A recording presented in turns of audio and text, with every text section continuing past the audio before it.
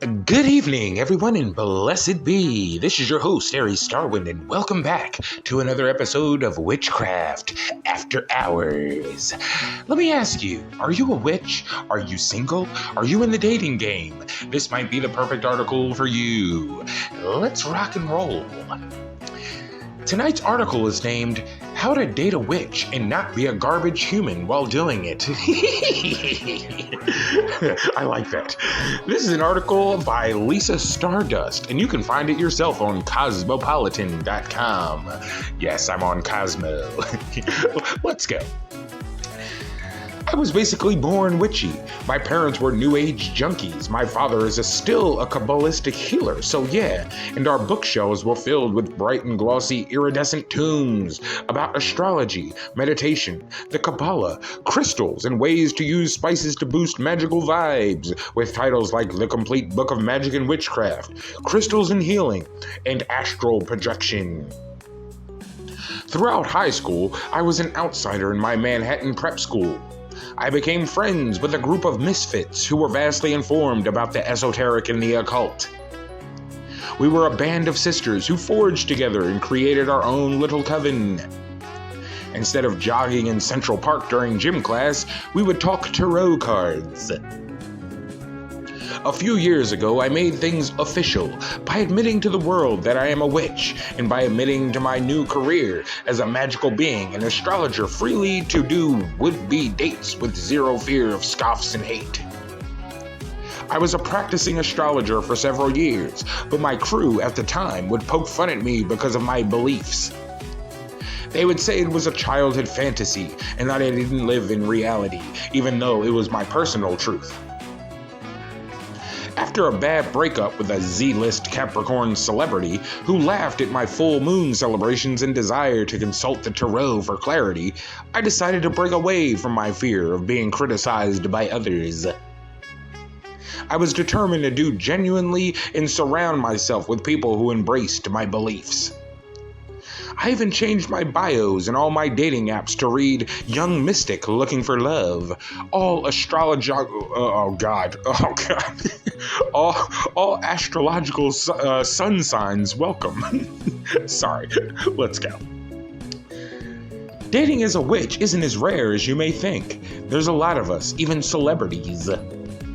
Plus, Bewitched, Sabrina, and I Dream of Jeannie reruns have destigmatized the modern-day perceptions of what a witch is supposed to look like.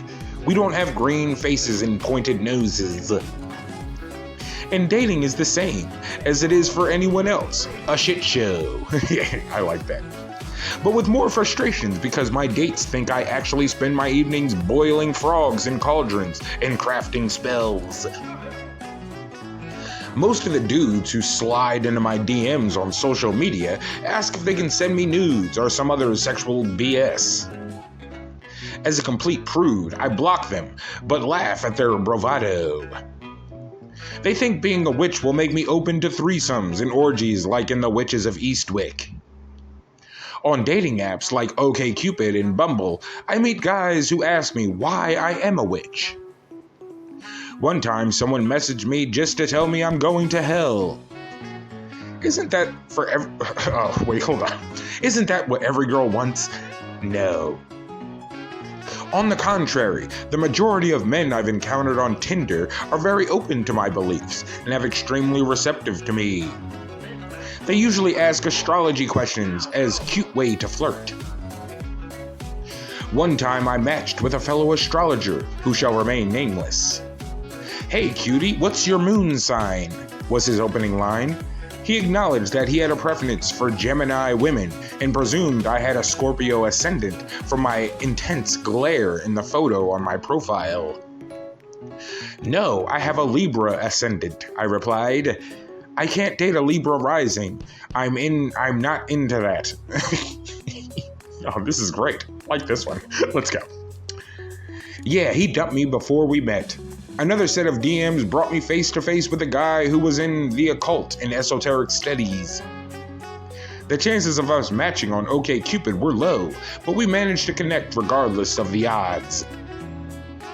I did a tarot reading on our relationship and pulled the Tower card. We joked about the unpromising potential of our romance and agreed to have an enjoyable evening out, regardless of the low chances of it actually working out. It was fine. My favorite. I'm being sarcastic, you'll see. Dating experience occurred several years ago with a conservative guy who also turned out to be a bit of a misogynistic. He saw my profile and after a few weeks of texting, agreed to meet up IRL. Man, I must be like out of the loop. What does IRL mean? Is that in real life? I'm guessing that means in real life. Okay, let's go.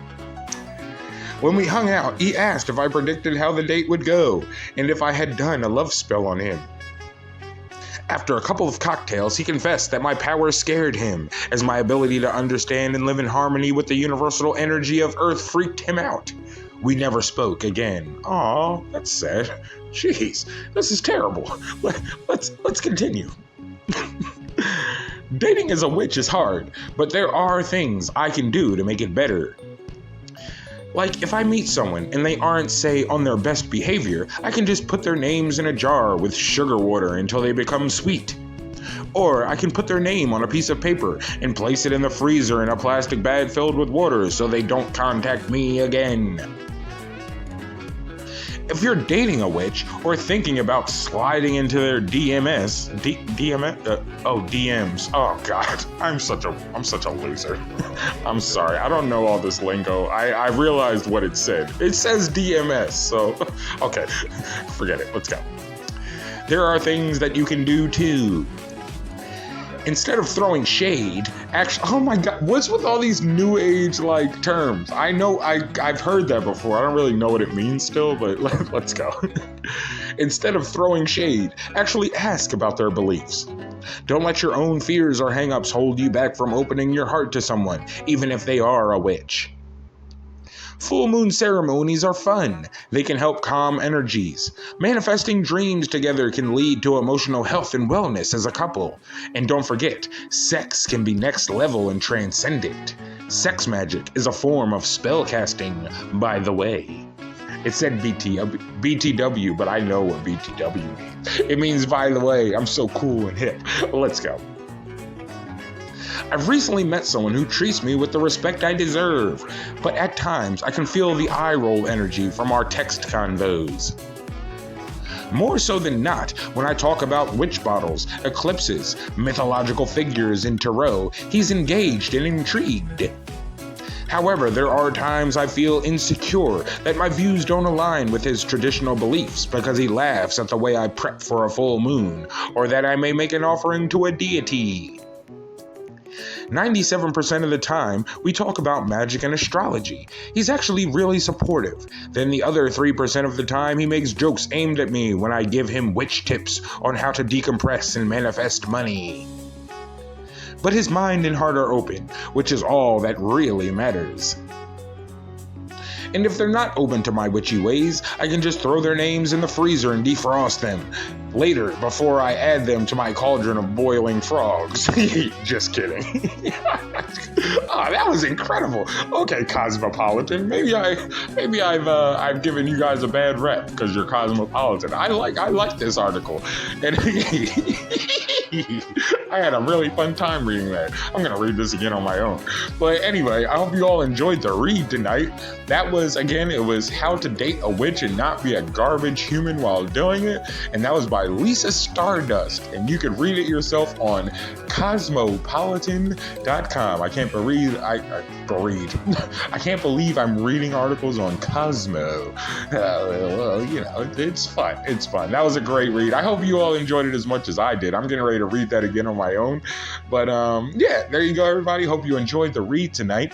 Again, this is your host, Aries Starwind. Everybody have a wonderful, wonderful, wonderful evening. It's a beautiful moon outside. So God is blessed, blessed be, and I will see you all later on.